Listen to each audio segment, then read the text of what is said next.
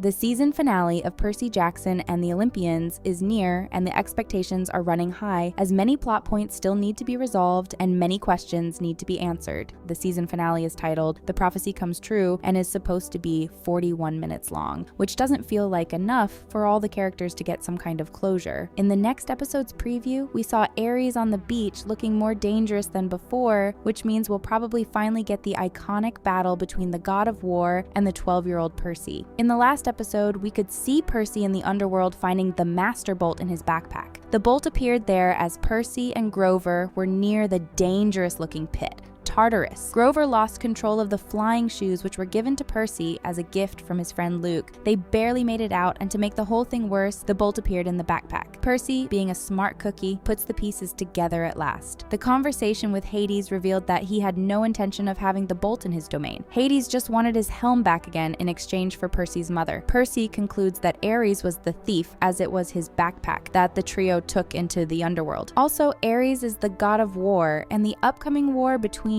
Poseidon and Zeus would cheer him up, which made Percy suspicious of him. Both Grover and Percy used their pearls to run away, which got them on a beach where Annabeth was already waiting for them, but she wasn't alone. Ares was also there waiting for them. We could have seen before that Percy was ready to fight the god, but now he might have his wish granted. After his tough choice to leave Hades' domain without his mother and the betrayal from Ares, Percy might snap and take out his anger on the god. What's more, there's a real possibility that Ares has Hades' The Helm of Darkness, which was stolen from him. Even though Percy's just 12, he has some tricks up his sleeve while facing one of the Olympian gods. For one, the fact that the possible fight will happen on the beach means that he's close to his father's domain, which might provide the additional help. What's more, Percy is nothing if not determined when it comes to saving the lives of his friends and family, which we could have already seen in the previous episodes. Percy's still an inexperienced swordsman, but insanely talented, but he shouldn't stand a chance against the god. But this is where his heritage and his powers come in handy. He tries to drown his godly cousin in the ocean. If Ares really has the helm, Percy might find a way to return it to the underworld. Maybe his old teacher, Mrs. Dodds, will help with that. She might also retell to Hades what happened on the beach. What's more, in the book, mortals are present during the fight, and because of the magical mist, they see a madman with weapons who's trying to end a child. Percy, being covered by the main character arc, probably wins against Ares. With mortals now making their own stories, Percy's leaving without any more accusations and being wanted by the police. He's finally a free man from the mortal side. Even though Percy wins the fight, the deadline for returning the bolt has already passed. The situation is dire and the war is on the brink of starting. The trio will need to figure out how to get the bolt back to Zeus from the other side of the country. Percy might do something unthinkable, ask the witnesses of the beach fight to get them plane tickets to return home. What's more, the trio will need to board the plane, which was dangerous for Percy all his life, as the air is the domain of his uncle Zeus. And now, with the king of the gods being more angry than usual, the flight won't be pleasant, that's for sure. In the preview, we could see that Percy will make it to the Empire State Building and the 600th floor, where Mount Olympus is located. Percy slams the bolt on the table in front of the receptionist and demands to be let into the lift that will take him to the Olympus. It looks like he's about to face the gods alone, so it'll be interesting to see why Grover and Annabeth aren't with him as they were during the whole quest. Maybe Percy just doesn't want to put them in unnecessary danger and face the wrath of the king of the gods. In the preview, we can also see that Zeus is the only god present in the throne room, looking intimidating while wearing a suit. With his temper, the whole interaction between the uncle and nephew might start bad and go even south from there. Percy's still the lightning thief in Zeus's eyes, and Percy has no proof that it wasn't him who stole the bolt, as at the time he wasn't aware that the stories his mom told him were true. It's not very probable that Zeus will be reasonable while deciding about Percy's fate, so Percy will need someone who's on his side, preferably with a godly heritage. The perfect person would be Percy's father, Poseidon. We could already see in the show that Poseidon cares about his son. He saved him when he fell from the arch, and he sent a water spirit to tell Percy that he's proud of him. But the last episode gave us more backstory and evidence that the god of the sea cares about his son. When Sally made her offerings, Poseidon didn't hesitate and immediately appeared next to Sally in the establishment where she was struggling with her feelings feelings and leaving her son behind in the school. When she asked him if he wanted to meet their son, Poseidon looked Percy's way, but the sound of thunder stopped him. He knew that if Zeus ever found out, Percy would suffer, but he also promised that they would meet. And what's a better occasion for the first meeting than Percy being in a very dire situation? For the first time, Poseidon will have a chance to partially make up for his absence and talk out his brother from striking Percy down with the Master Bolt. Maybe we'll even get a heart-to-heart conversation between the father and son, and they might have many things to say to each other after 12 years of Poseidon's absence in Percy's life. It'll be interesting to see their dynamic together, because the scene with Sally and Poseidon was brilliant, and the audience could feel their love, yearning, and struggle without them looking into each other's eyes, just sitting next to each other. It should be a heartfelt scene if the show will make Poseidon explain his reasons for abandoning Percy and his mother. Percy might not be as forgiving as Poseidon needs him to be. With 4 more books to cover, it's safe to assume that Percy will survive Zeus's wrath. What's more, there are more pressing matters that need to be addressed. The threat of Kronos, who keeps appearing in Percy's dreams. Maybe the Kronos problem will come up in the conversation with the gods, but Zeus, being an egoist, might sweep Percy's concerns under the rug. In the preview, we could also see Percy being back in the camp and being cozy with Luke while watching fireworks. The preview sets up the betrayal sequence where the prophecy will come true. While going to Las Vegas, the trio's main suspect was Ares' daughter Clarice, but it was Luke who came up with the idea of her being involved in the crime. But after the underworld and Luke's shoes get Grover into trouble, Percy connects the dots. No one would suspect Luke, who worshipped the gods, but sometimes made an offhand comment about his father Hermes being a bad parent. Even though Percy hasn't known Luke for a long time, the confrontation will be painful to watch as Percy considers him one of his best friends. But there's no better demigod for the quest of stealing the symbols of power from the gods than the son of the god of thieves. Another dot that Percy might connect is that Luke might be the voice that talked to Kronos in his dreams, which would make the situation even worse for the gods and demigods. What's more, it might come to the light that Annabeth already knew about Luke's betrayal, but she didn't say anything because he couldn't believe it, as she and Luke were friends for 5 years. That might be her regret that kept her stuck in Asphodel's fields. We know that she's safe and sound, but confirmed betrayal will break Annabeth.